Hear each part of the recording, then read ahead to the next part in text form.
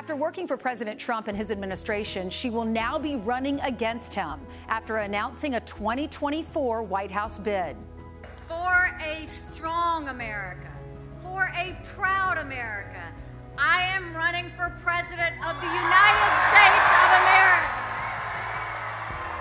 February 15th, she announced her run for president, which was no surprise to anybody who has known about her or reported on her career or followed it. This is our Nikki Haley, childhood friend from Bamberg, that is now putting her name on the ballot for Republican presidential nominee. That's a big moment for many of us in her hometown who grew up with her. She is a person who is tough. She is frankly spoken. She has a good depth in terms of management and legislation. And I think that she would probably make a pretty good president. But with any candidacy, Nikki Haley will have some uphill battles to face to secure that nomination. There are a number of things that could prevent her from becoming the GOP nominee.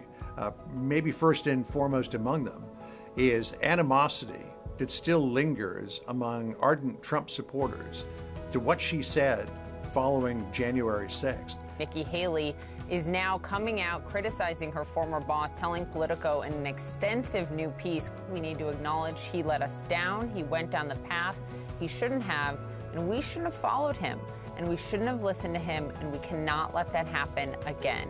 Now, since then, she's, I think, to a large degree, moderated those comments.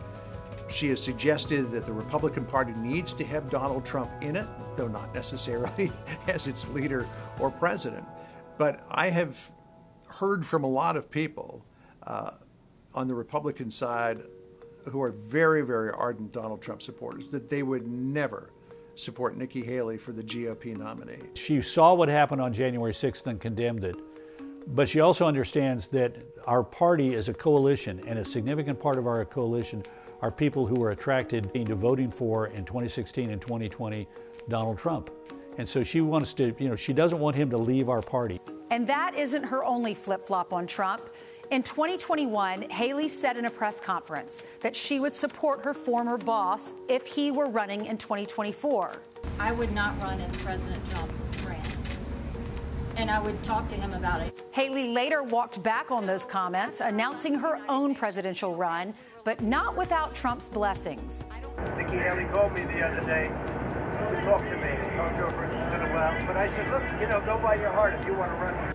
She either believes that the path for Donald Trump is very uncertain, or that she is looking for something that doesn't quite approach becoming the GOP nominee.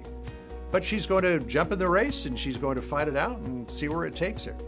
She's exceeded expectations in the past. Maybe she'll do it again.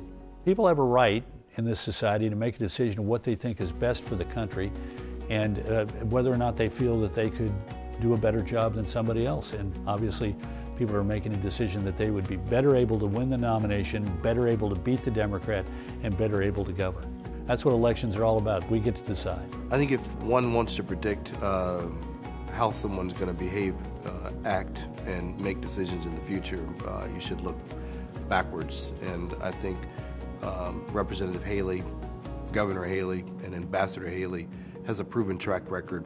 I think the results speak for themselves.